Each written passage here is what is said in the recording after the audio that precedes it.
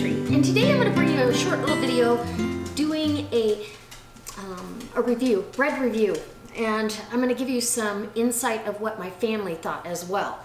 So I got my Pullman bread pan, I got this King Arther baking companion book.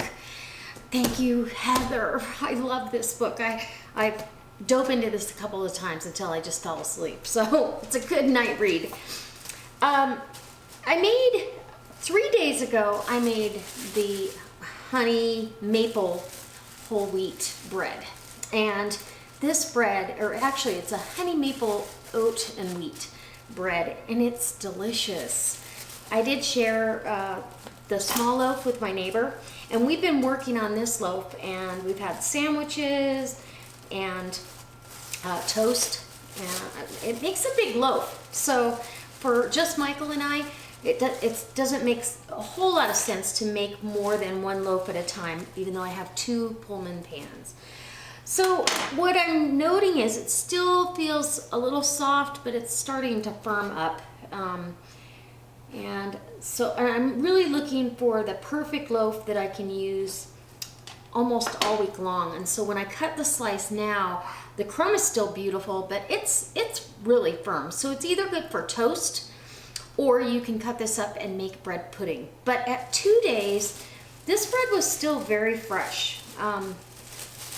But I think I'm gonna do a bread pudding for dessert. So if you guys wanna see a video on that, go ahead and leave me a comment in the comment section. But this, it has that back note of maple and a little bit of cinnamon, and it's just delicious. And you do taste the honey, if you think about it. Now, Christmas Eve, I made, out of this book, I made a French baguette. So the baguette recipe in here was a 1.5 pages long, and it was kind of daunting going, oh, that's a lot of instruction. But if you want an authentic, crusty on the outside, chewy on the inside baguette, this is the recipe. I tested it out for you guys, and I'm gonna do it again, only this time I'll film it. So we are 2 days out from, or actually 2 days out from when I baked it. And when I touch this, it's super soft. It doesn't feel hard like this or stale at all.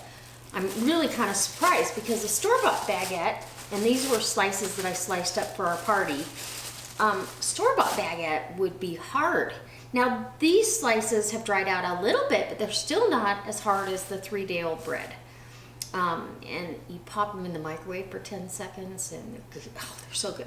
Now it's not crispy anymore on the outside because it's been in a bag, but it's still very chewy on the inside. Oh my gosh, what a fantastic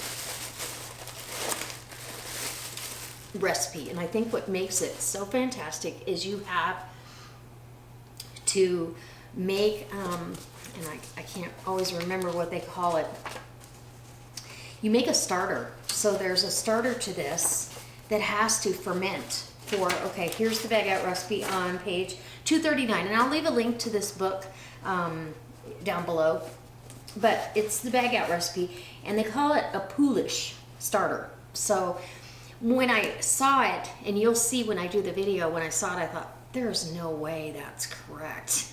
But it totally worked. And it made the perfect baguette, which is still very soft and very soft to the touch.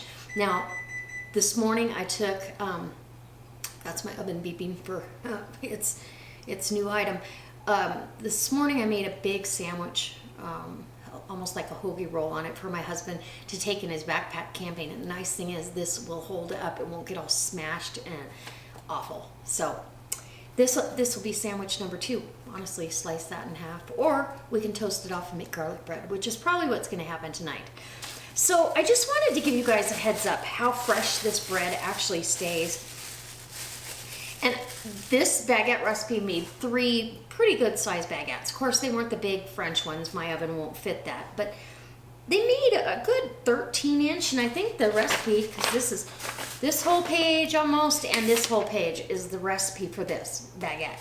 And I believe, yeah, they have you roll it into 13 to 14-inch thin baguettes. And in the video that I'm going to do for you for making baguettes, because we're going to start it today, I will show you a couple little tricks that will help you, and you don't have to buy an expensive pan.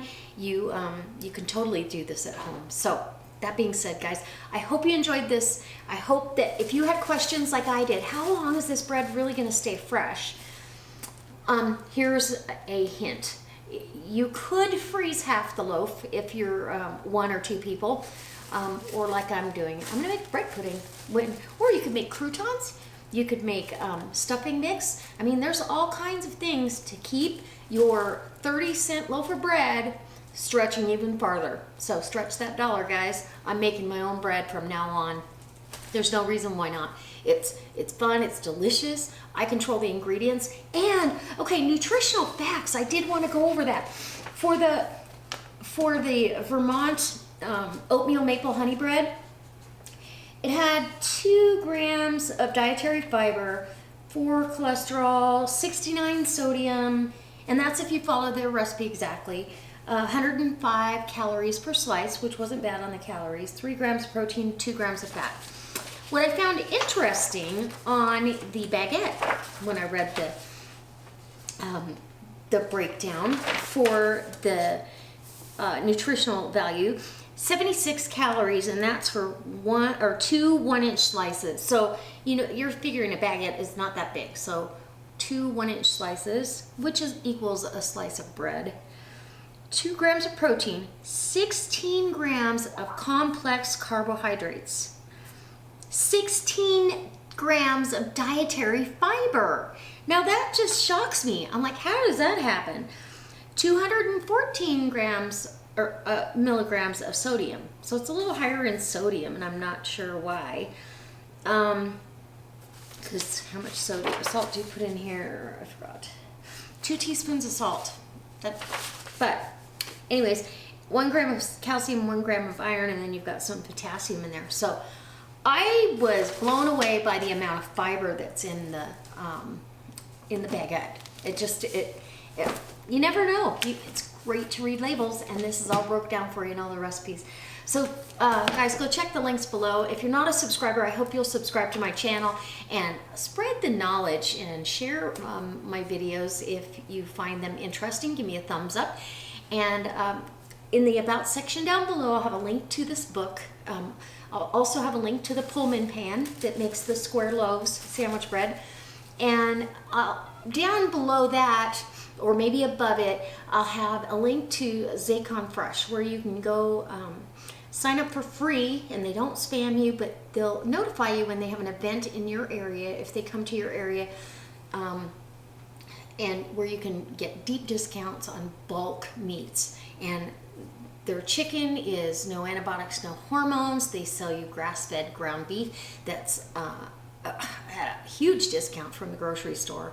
And in fact, I've got an order of that coming in. So if you guys want in on ground beef, go ahead and order. I think it was I want to say it's $3.99 a pound. It might be even less. But for grass-fed, 93% lean, that's unbeatable. I haven't seen that anywhere in the store. It's $7 to $8 a pound here. So that being said, I hope you enjoyed the bread review, and we'll see you tomorrow when I start my poolish for my sourdough bread, or my baguette, not sourdough. But I will be doing some sourdough for you again. I did that a few years ago, and I still have my starter, and so I will do that, but I'm gonna show you how to start your own starter as well. So, yeah, we're gonna do it from scratch. All right, guys, I hope you enjoy this bread making little series. Bye!